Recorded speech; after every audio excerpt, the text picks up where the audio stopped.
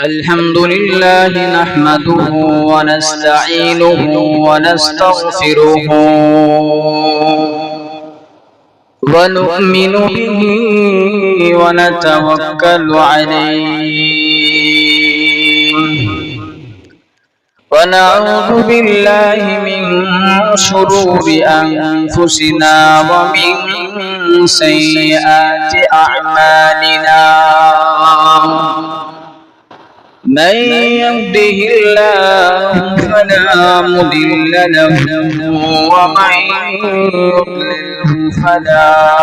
هادي له ونشهد أن لا إله إلا الله وحده لا شريك له ونشهد أن سيدنا ومولانا محمدا عبده ورسوله الذي أرسله الله تعالى بالحق بشيرا ونذيرا وداعيا إلى الله بإذنه وسراجا منيرا فقد قال الله تبارك وتعالى في كلامه المجيد والفرقانه الحميد أما بعد فأعوذ بالله من الشيطان الرجيم بسم الله الرحمن الرحيم يا أيها الذين آمنوا اتقوا الله وقولوا قولا سديدا وقال رسول الله صلى الله عليه وسلم أخلص دينك يكفك العمل القليل أو كما قال عليه الصلاة والسلام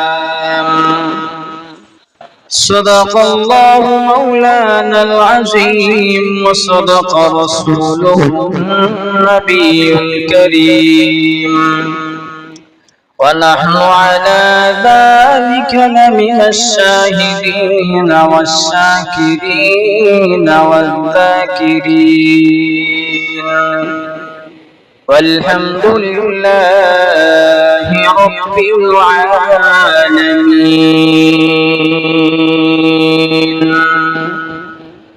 সবাই মুহাম্মদের সাথে দরুদ ইব্রাহিম পড়ি কেউ জবান বন্ধ রাখবো না আমরা সবাই পাঠ করব ইনশাআল্লাহ আল্লাহুম্মা সাল্লি আলা মুহাম্মাদিন ওয়া আলা আলি মুহাম্মাদ কামা সাল্লাইতা আলা ইব্রাহিম ওয়া আলা আলি ইব্রাহিম إنك حميد مجيد اللهم بارك على محمد وعلى آل محمد كما باركت على إبراهيم وعلى آل إبراهيم إنك حميد مجيد بلغ العلا بكماله كشف الدجى بجماله حسنت جميع خصاله صلوا عليه وآله আলহামদুলিল্লাহ। বিশ্ব চরাচরের এক ও অদ্বিতীয় অধিপতি আহকামুল হাকিমিন রব্বুল আলামিনের দরবারে লাখো কোটি শুকরিয়া জ্ঞাপন করছি, যিনি আমাদেরকে 1447 হিজরিতে মুহররম মাসের তৃতীয় জুমআয় দুনিয়ার লাখো কোটি মানুষ থেকে যাচাই বাছাই করে মোহাব্বত করে ভালোবেসে সুস্থ রেখে তার দামি ঘর পবিত্র জায়গায় মসজিদে আগে আগে আসার বসার দ্বীনি কিছু কথা বলবার এবং শুনবার তৌফিক দিচ্ছেন।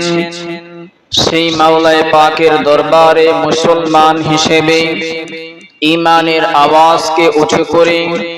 অন্তরের অন্তঃস্থল থেকে শুকরিয়া জ্ঞাপন করে সবাই জোরে সুরে একবার কালিমাতুশ শুকর আদায় করি, আলহামদুলিল্লাহ।